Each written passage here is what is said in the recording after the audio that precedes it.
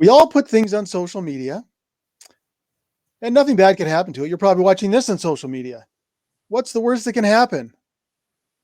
Well, Barbara Ingracia is a copyright specialist with Managed Copyright, and she's going to tell us about that. So, Barbara, what can happen to our pictures and blurbs and whatever else we put on social media? Very good points, very good questions.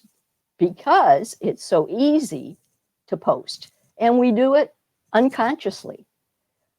But what we're doing when we post on these platforms is we're giving them the non-exclusive license to repackage, to use in advertising, to pretty much do whatever they want. They don't get the copyright. You retain the copyright, but you've given them a non-exclusive license to do all kinds of things. That's one of the things that's in those terms and conditions, that fine print, that we don't realize. And then we're surprised when something happens with our content and goes where we don't want it to go. Because in this digital age, it is so easy to post, and then it's so easy to forward, that copyright is really a part of our daily lives that we don't think about. It's a life skill. It's a literacy skill that we all need, because we may be involved with downloading music or pictures or, looking for pictures online. So that it's an important thing to be aware of, that social media is so social, but it can go wrong. Yeah, and the point is it's easy, right? That's the whole point. You can do it easily and you can share things, but it can also end up in the wrong hands, and people can use it. Like you said, the places like Facebook have non-exclusive rights, which means these threats you little see that they own everything, all of your pictures. They don't, but it means it could end up someplace you don't want it to end up. What recourse do people have when they're using social media?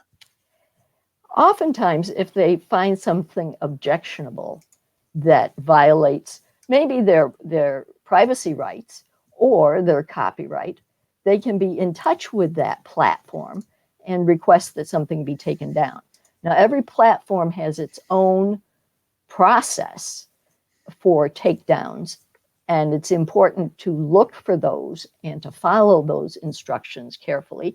We know that YouTube will take music down, boom, but automatically almost. But others have various ways in which you can ask for your content to be taken down.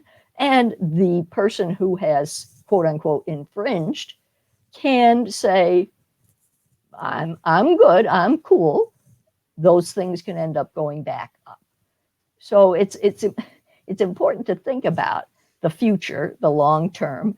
We know that employers will look at people's social media and see what kinds of things that they've been involved with. Sometimes things that we post, we don't even remember posting. So it's, again, something to be aware of. Yeah, I'm quite glad that my youth was not spent in the social media age. There's some, I think everyone my age feels that way. I'm not going to talk about any of my particular activities. But so, be mindful of what you put up, be mindful of what take down. And is it worth reading all those documents to see what rights they have when you sign up to them? Well, that's true. There are so many of them. But if you're going to use a particular platform often, Facebook, Instagram, Twitter, any of those, it's important to know what it is you're getting into. So taking the time to look at those is important, because those are contracts that are binding. And because you've agreed to use the site, sometimes you don't even have to say, I agree. Just the fact that you are using the sites means that you have agreed to their terms. And, then the choice is never negotiate. The choice is agree or not agree. But, right. What you're saying here is that you actually do have some rights. And if you're not happy with the way things are going with the stuff you've put out there or it's used, you can go and ask them to take it down.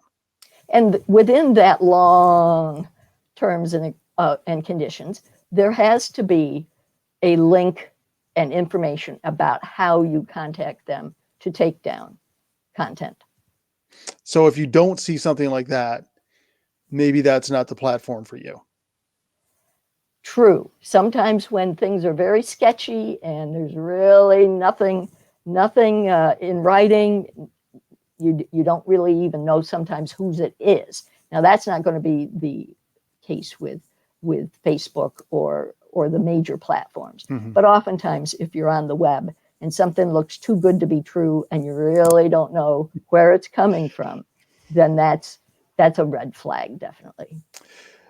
Barbara, if people are having some issues with the way things have been used in social media and they don't know what to do about it, they can contact you, correct? Yes, yes. I'm not an attorney, but I certainly can walk them through the steps and maybe a cost benefit analysis. Is it really worth it trying to pursue the case? Yes, and you can get a hold of Barb at their email. It's right there, barb@managecopyright.com.